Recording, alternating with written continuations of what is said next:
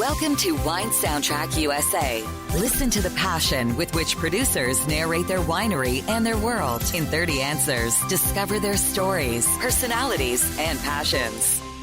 Hello, friends and listeners of Wine Soundtrack. This is Allison Levine, and today I'm with Graham Weerts from Jackson Family Wines.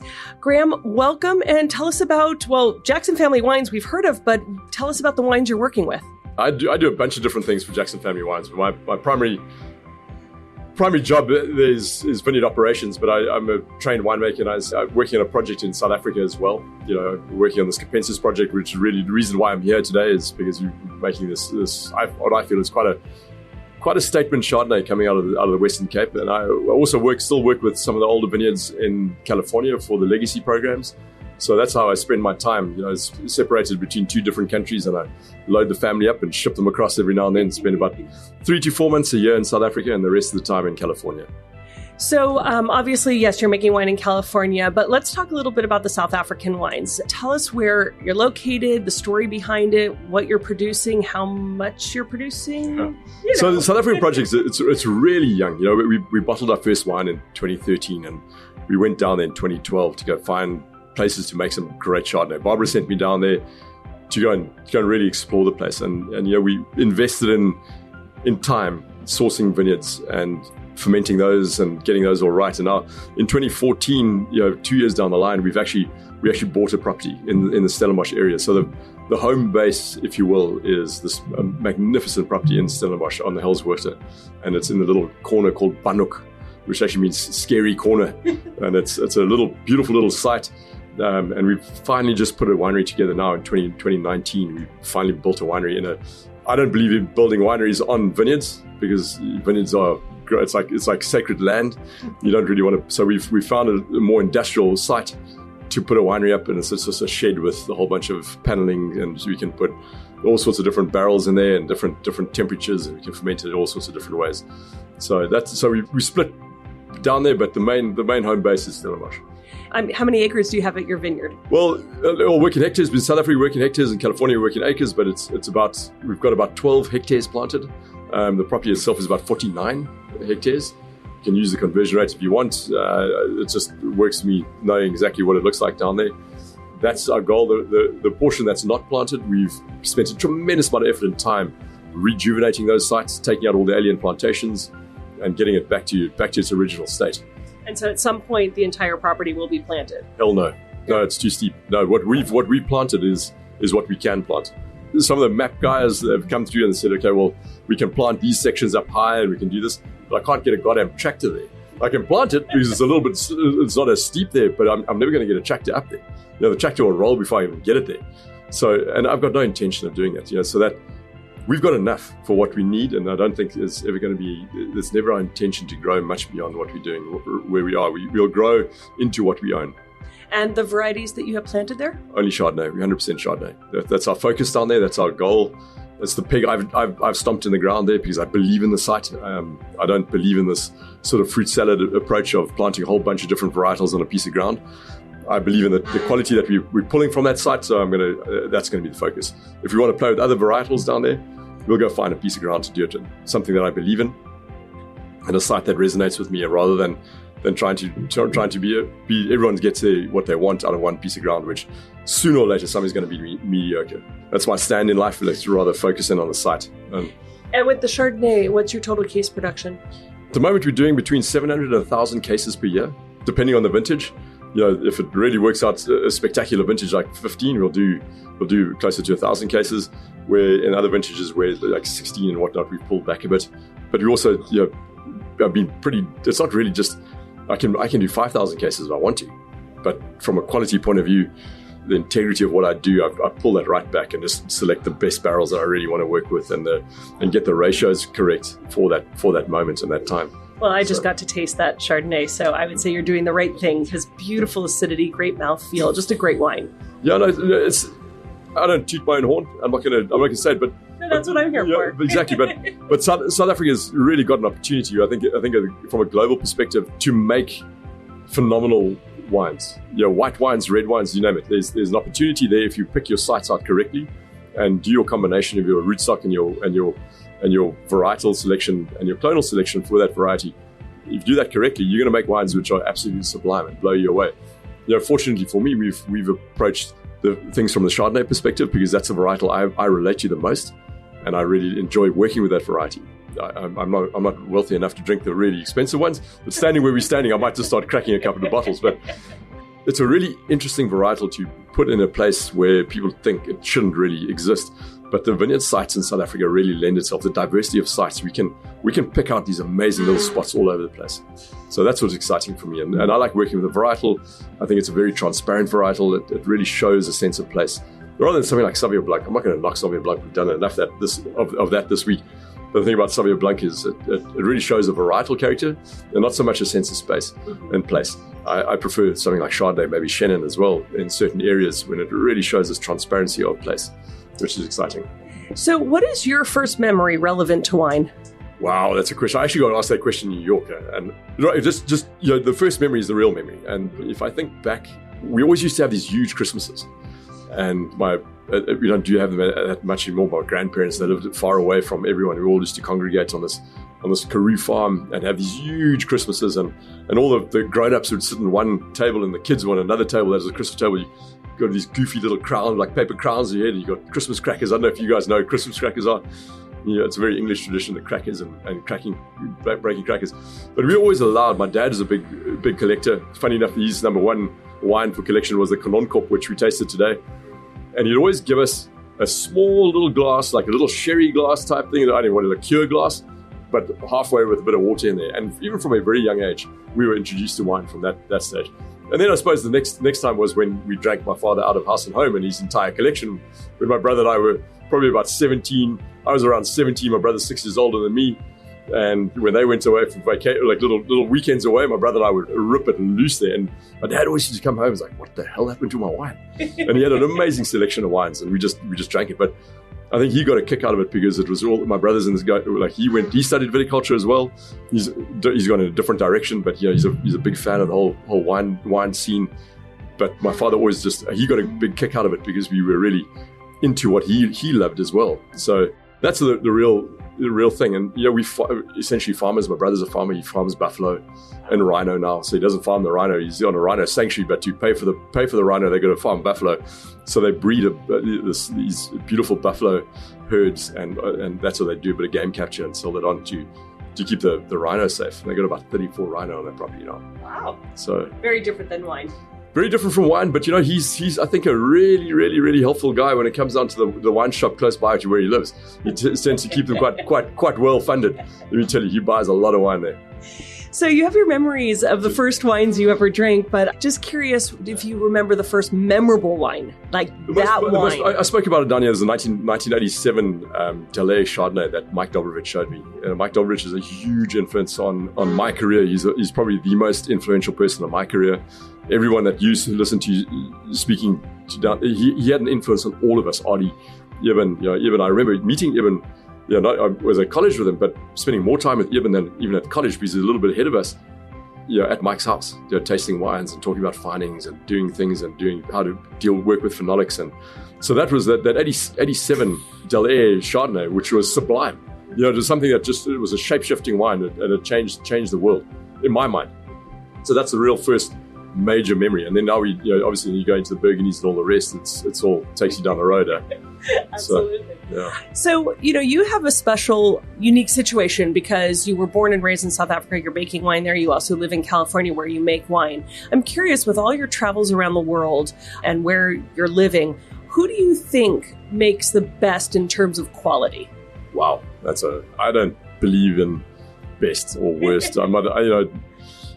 I guess we all had the dreams of being an Olympian and winning a gold medal or somewhere. I don't believe in.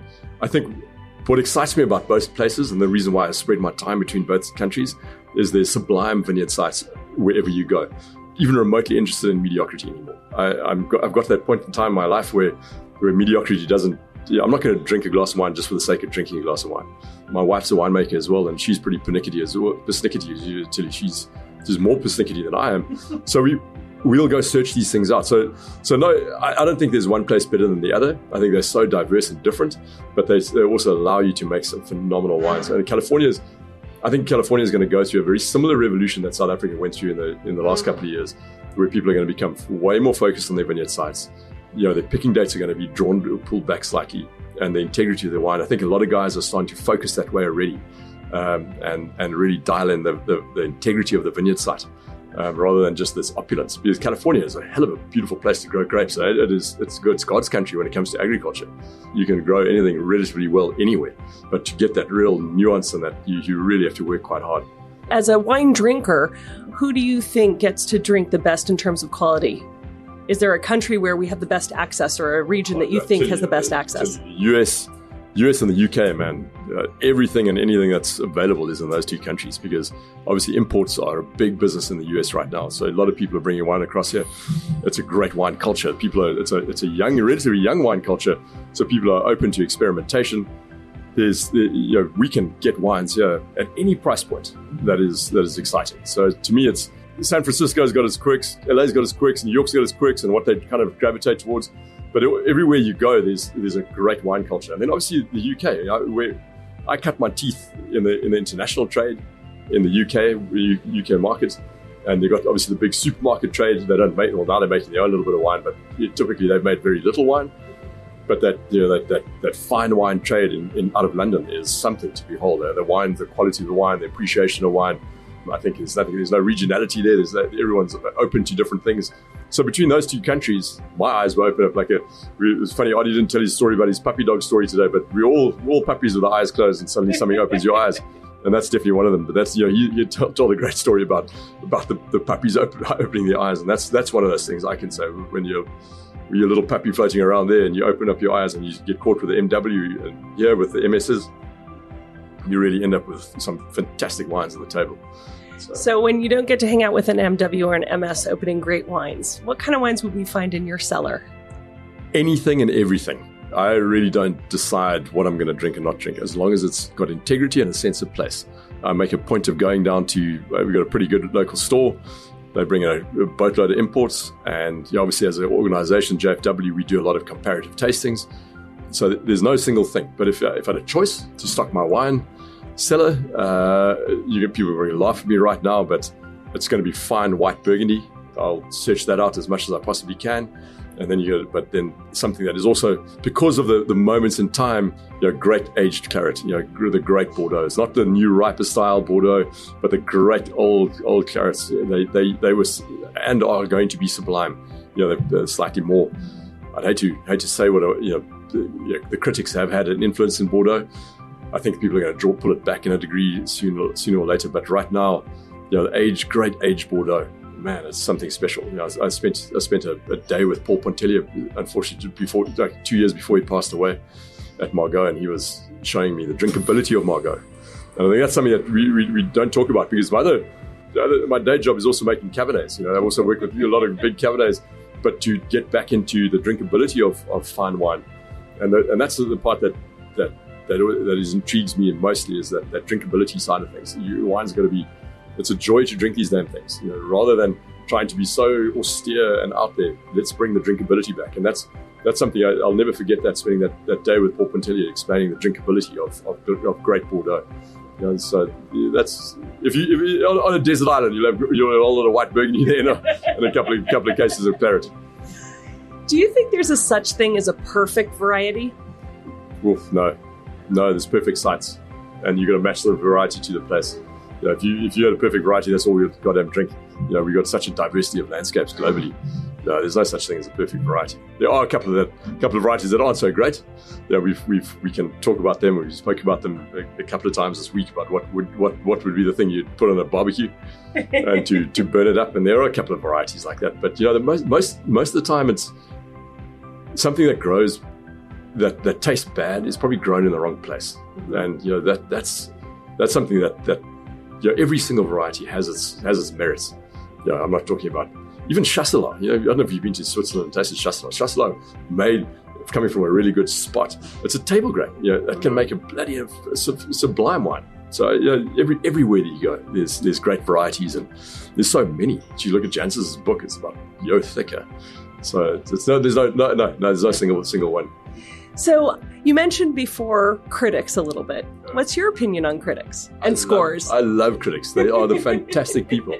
No, I've got no problem with anyone as long as they love wine and they take wine for what it is. And a lot of people come in for a lot of stick. I used to taste with Bob Parker before he retired. Some of the best tastings of my life with Bob Parker. He gets a lot of criticism at the moment for this, that, next thing. Bob Parker to me was one of the most sort of interesting guys to taste with because he wasn't a one-trick pony. He tasted relatively well, he tasted sublimely well. He got a lot of stick, but what his influence was on the world of wine is phenomenal. He got a lot more wine in the glass than a lot of other critics. So take it from whence it comes, and understand your critic. I think that's more important to me than anything else. Understand the critic, find one which you relate to, and the one that you think relates the most to the type of wines you drink, and then follow them. Don't give the wine criticism world a knock because it's not really worth it because these guys are doing a job which is fantastic. They're getting wine into people's glasses, and that's more important to me than anything else. Wine Soundtrack, the voice of American wine growers and makers. So as a wine drinker, red, white, or rosé? Well, depends on the time of the day, depends on the food, it depends on where we are. But again, if it has to be, I'm probably going to kind of veer to the reds, just because I think we can get through a bottle a lot quicker. A really fine red bottle of red wine will just kind of stimulates the mind a bit. Still or sparkling wine? I do like Blanc de Blanc.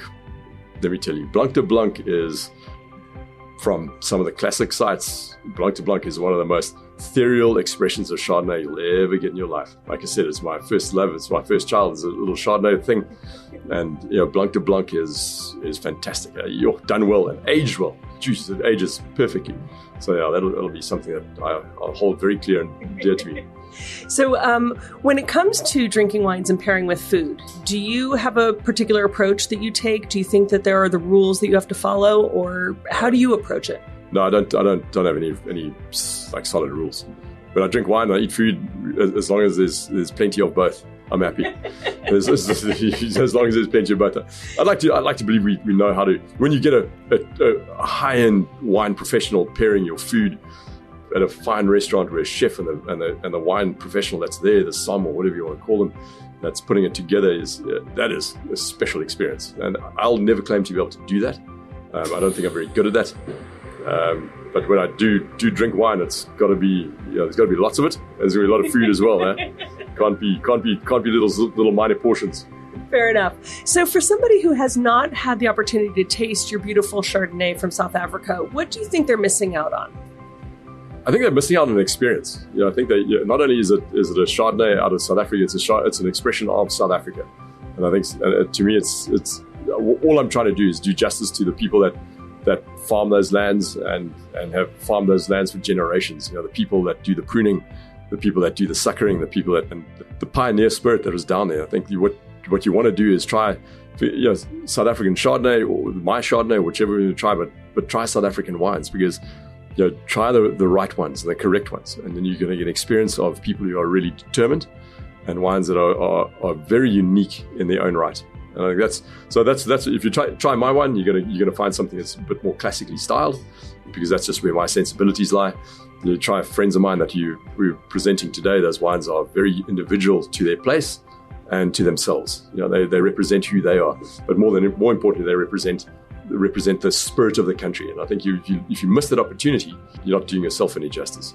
And how much do you think vintage plays a part in it, especially living in climates that are less variation year to year? Do you think that there's more that repeats itself from one year to another, or do you see great variation? No, I think there's a lot of variation. If you focus on what you're doing from an artisan point of view and an artisan winemaking point of view, there's going to be vintage variation.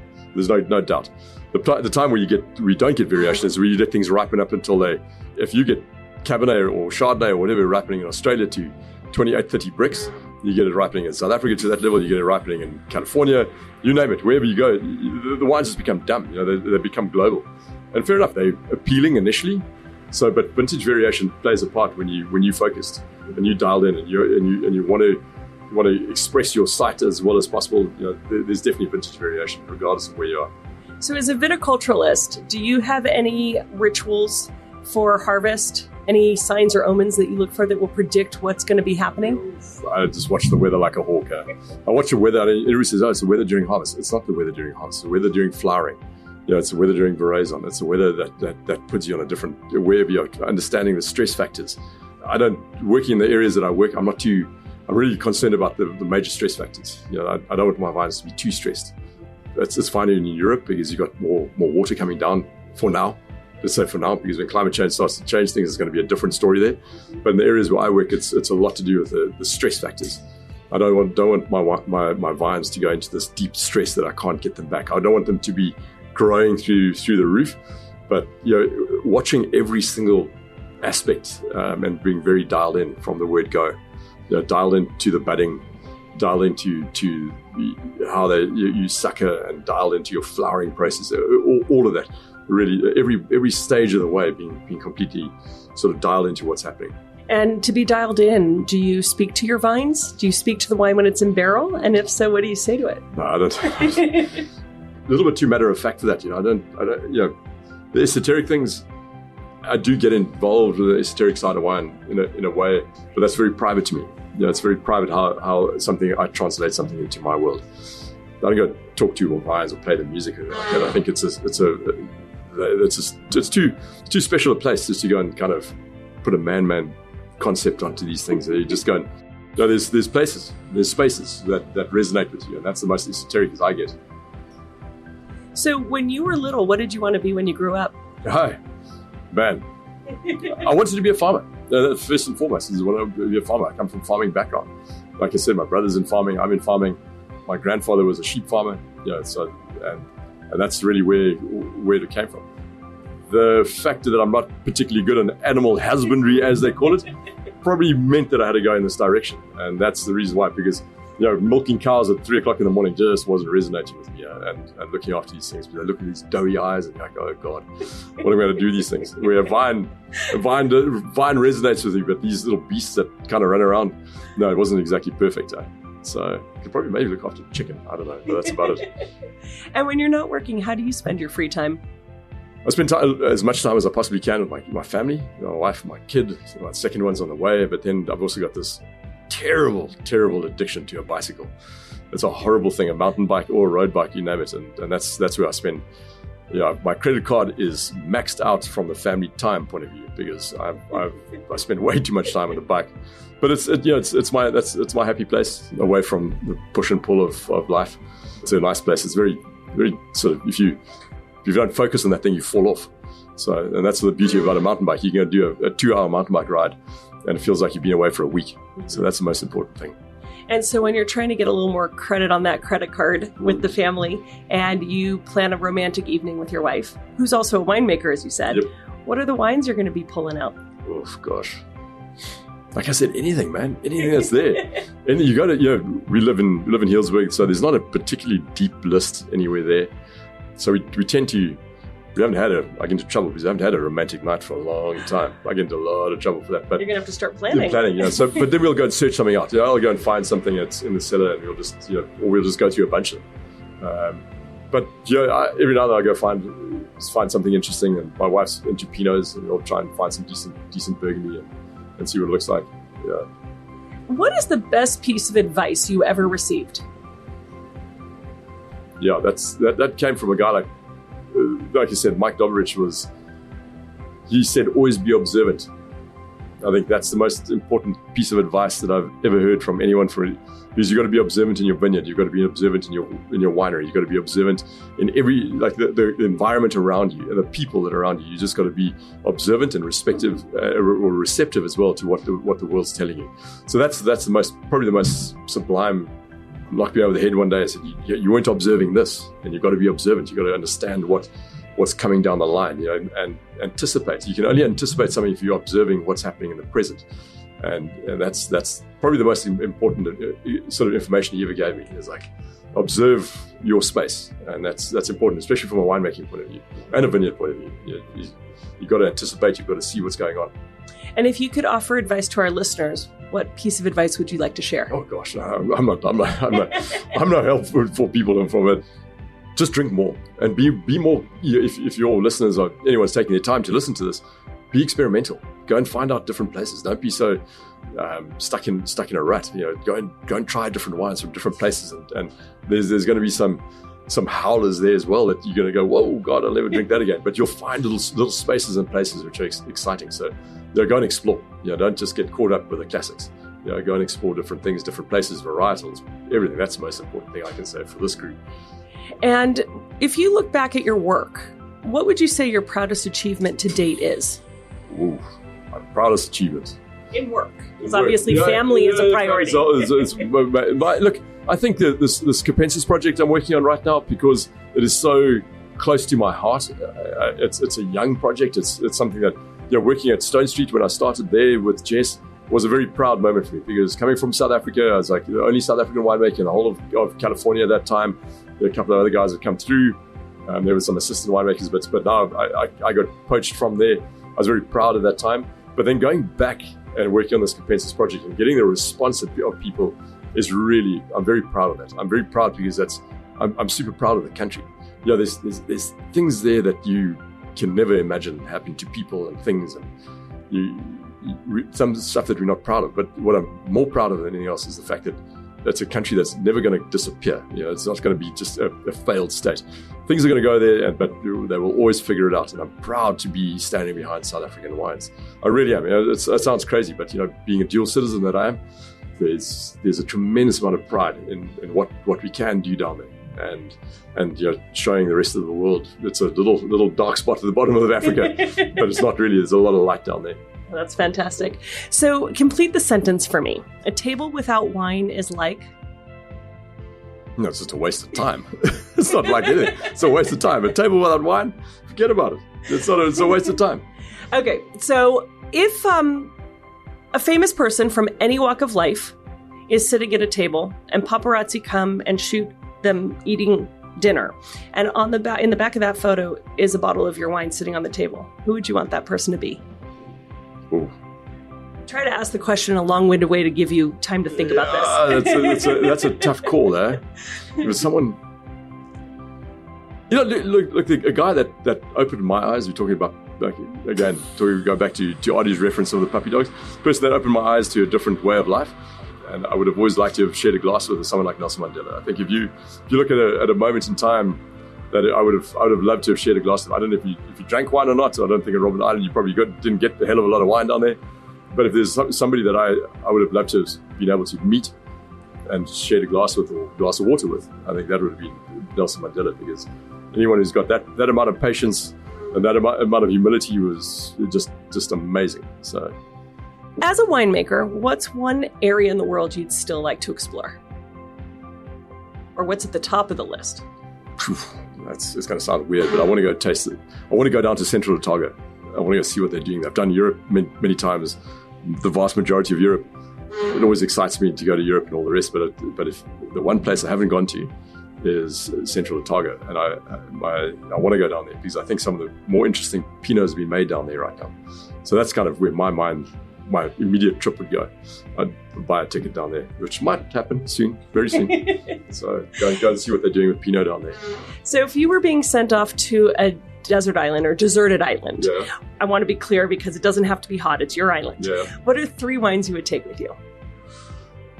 Brand names? No, I'll take a Chardonnay, I'll take a Pinot, and I'll take a Cabernet.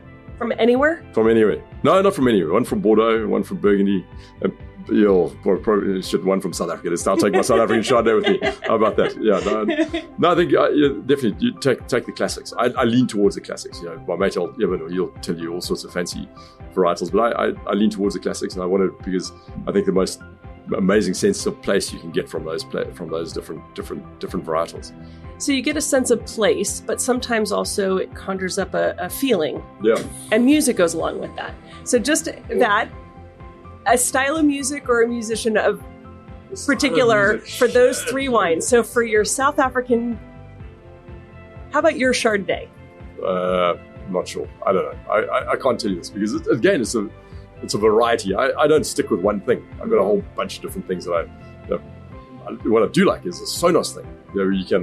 You can dial in like a station. You can start listening to music, and you can listen to a whole variety of music at one time. So No, not one single thing. You got to come to one or two of the parties at my house. It gets pretty rough and tumble, and there's no single genre or anything. It just flows from one thing to the next. So like your food and wine pairing, your music and wine is the same. It's just bring it both on and bring what works. And let's you. If it's good, it's good. If it's bad, it gets turned off and thrown away. So there's no. I'm not that regimented. I'm too inquisitive for that. To have one thing or one time. I want to experience as much and as many things as possible at one time. Well, then I won't pressure you anymore. No. But Graham, I want to thank you for joining us today. Tell you what we listen to in the winery. Okay. Mozart. Okay, classical. Classical music in the winery. That's what we listen to in the winery. People stay focused with that nonsense. So that's they're definitely in the winery. It's an observant, focused place that we listen to. Right. Music that doesn't distract you. But it dials your head in, focuses you in. Yeah. Well, fantastic. There we go. Graham, thank you so much for joining us today. And before we go, can you let our listeners know, is it possible to visit the winery in South Africa? Within the next year, yes. You can visit the property, but we're not open for tastings yet. We're busy building a tasting room. It's taking a bit longer than it's wet there at the moment. It's taking a bit longer than expected, but you can visit the property and you can come taste some wines, but there's no sort of tasting room per se. But you can definitely go and visit the property at any time. And where can people find these wines? Are they around the world? They are around the world, predominantly in the US. They are in the UK as well, and I think there's a little bit in Belgium. But we make so little. Our main focus is South Africa, the US, and a little bit the UK. Fantastic. Yeah. Thank you so much. And do you have a website people can go to? Yeah, it's capensiswines.com. Okay. Yeah. Great. Well, thank you and have a great afternoon. Cool. Thank you. Thanks for your time. Thanks for listening to a new episode of Wine Soundtrack USA. For details and updates, visit our website, winesoundtrack.com.